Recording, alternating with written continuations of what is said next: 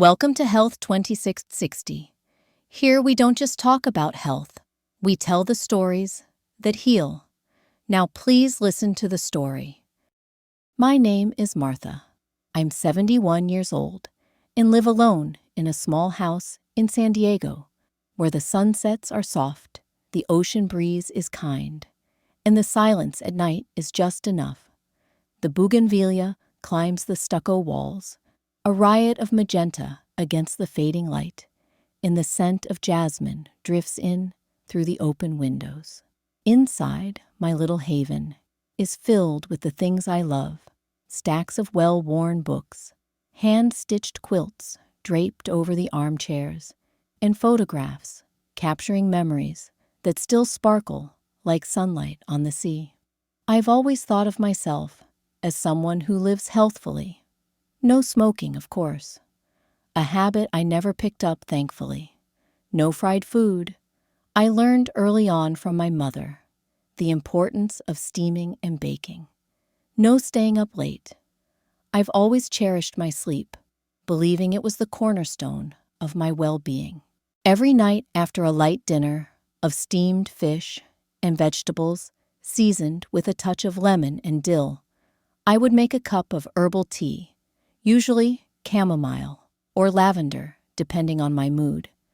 Play some old jazz, the soothing sounds of Ella Fitzgerald or Louis Armstrong filling the room, and treat myself to a small plate of mixed nuts, peanuts, cashews, pine nuts, and a few macadamias. They were crunchy, flavorful, and definitely not sweets, so I believed they were safe.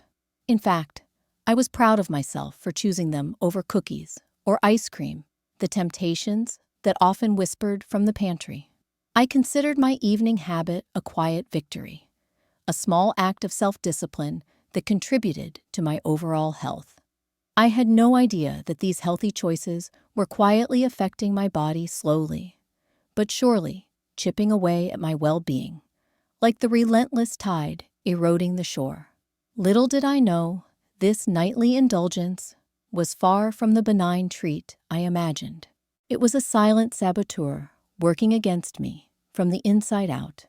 It began slowly, subtly, like a watercolor painting, gradually fading in the sunlight. I'd wake up feeling tired, even after 8 hours of what I thought was restful sleep. The morning sun, which used to fill me with energy, now felt like a heavy weight on my eyelids. My blood pressure was creeping up a persistent hum in the background of my physical being, and my digestion didn't feel quite right. A constant low-grade discomfort that I attributed to simply getting older. I started experiencing bloating and occasional bouts of indigestion, something I had rarely dealt with before. Then came the nights of restless sleep, tossing and turning, unable to find a comfortable position, my mind racing with worries and anxieties that seemed to have no source. A growing sense of fog settled in my mind, clouding my thoughts and making it difficult to focus. I started having moments when I'd walk into a room and forget why, a disconcerting experience that left me feeling vulnerable and confused. My joints ached more than usual, a dull, persistent throb that made simple activities, like gardening or walking the dog, a chore.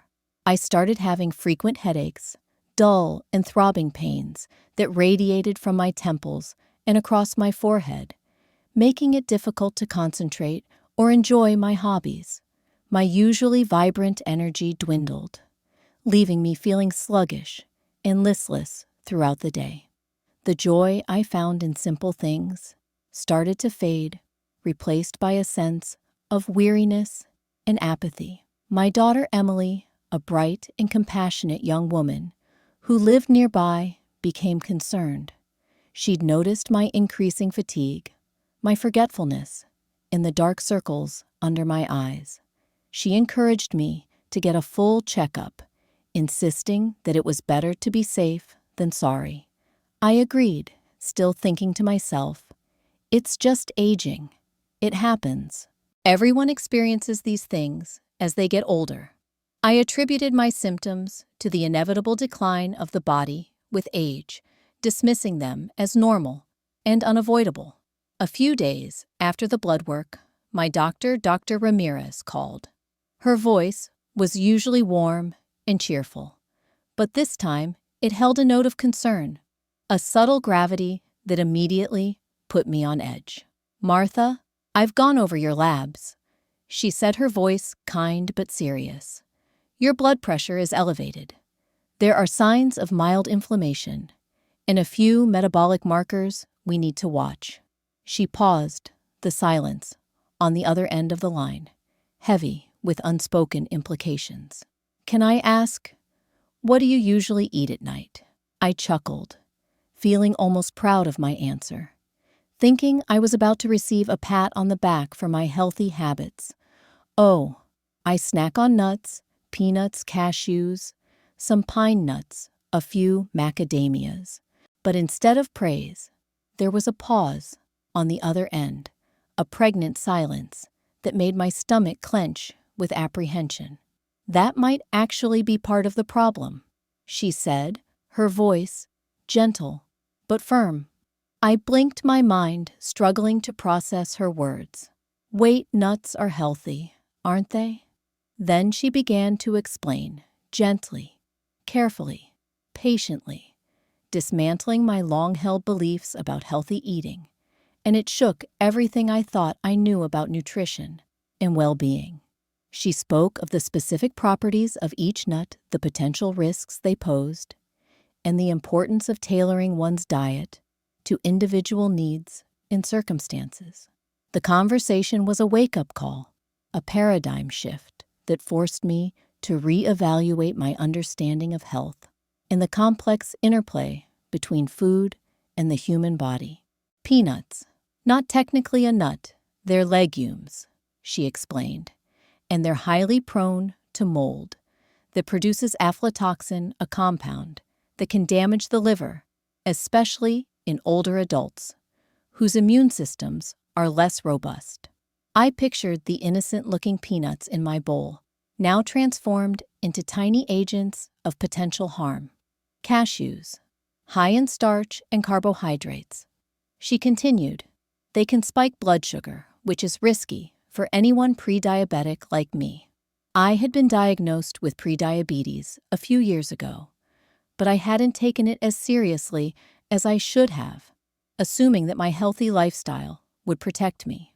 Pine nuts can interact with medications and cause a metallic taste that lingers for days, disrupting appetite in people already struggling with nutrition, she warned. Dr. Ramirez explained that these nuts, while seemingly healthy, could interfere with common medications like blood pressure pills, statins, and antidepressants. I had noticed a strange metallic taste in my mouth recently, but I had dismissed it as a side effect of one of my medications, macadamias. While delicious, they're extremely high in saturated fat, which can raise LDL cholesterol if eaten too often, especially in seniors with slower metabolism. I knew that macadamias were high in fat, but I had assumed that they were a healthy source of fat, beneficial for my brain and heart. She said it softly, her voice filled with compassion.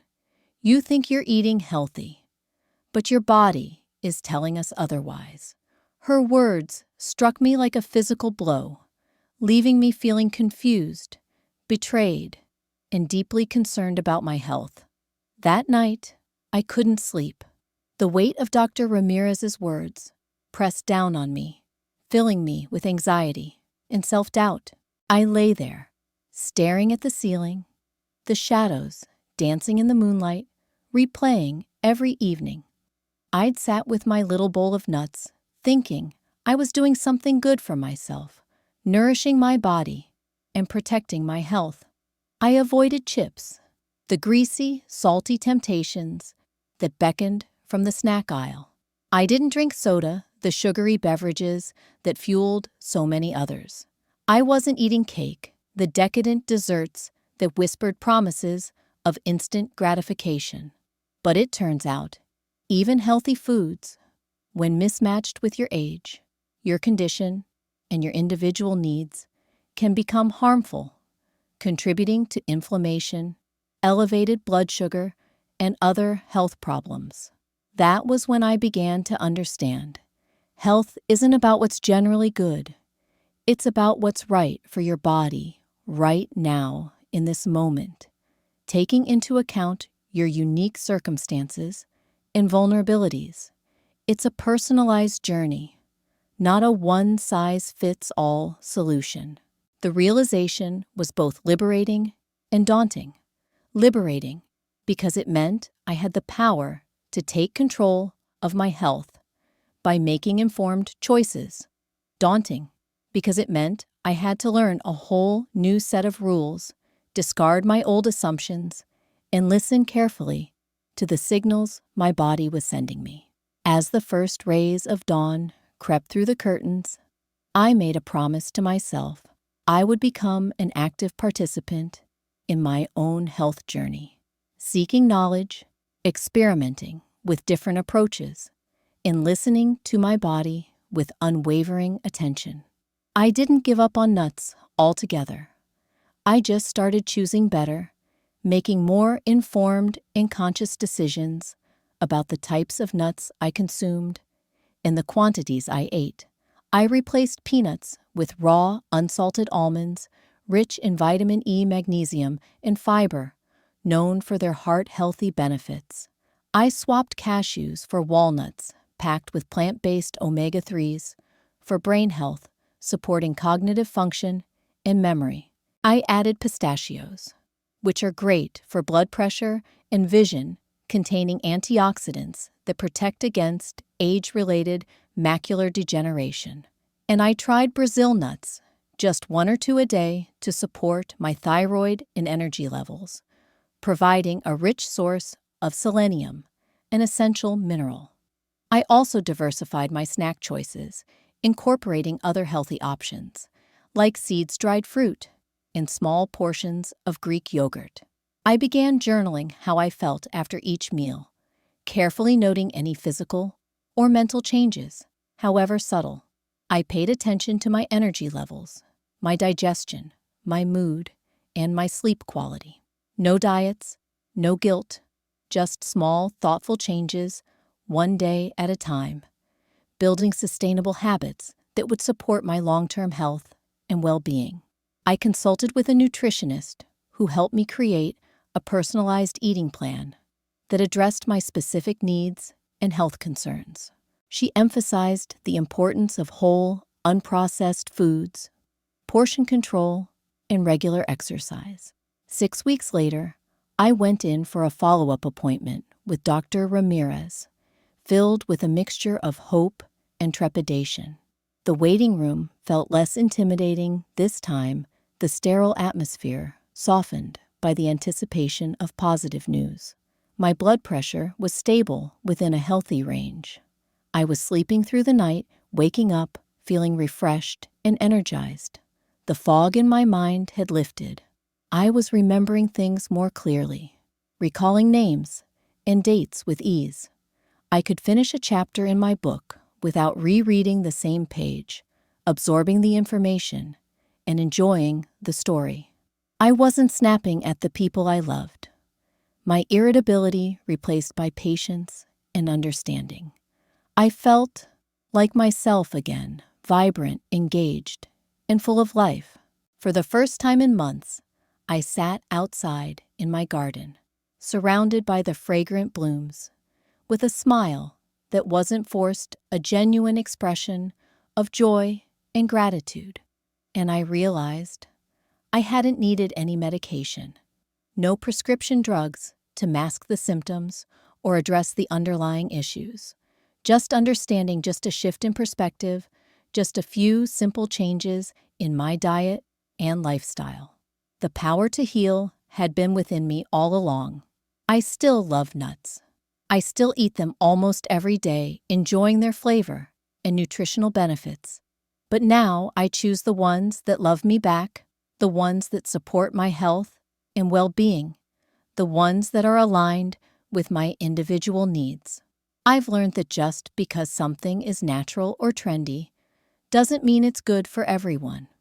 And just because it worked for me 10 years ago doesn't mean it works now. Our bodies change, our needs evolve, and our diets must adapt accordingly. That's the beauty of the human body.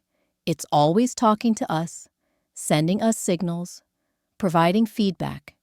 We just have to learn how to listen, to pay attention to the subtle cues, and to interpret the messages it's sending us.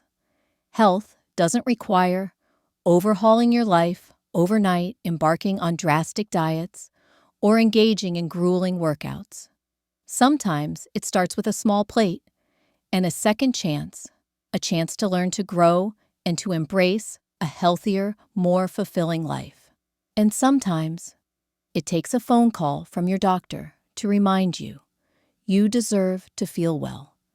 Not just normal for your age, but truly, deeply well, vibrant, energized, and full of joy, no matter your age or your circumstances.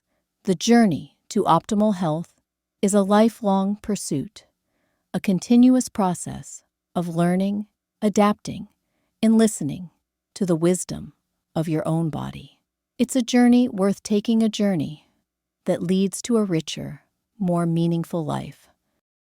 Health 2660. Thanks you for listening. We'll see you in the next video, and until then, be kind to yourself.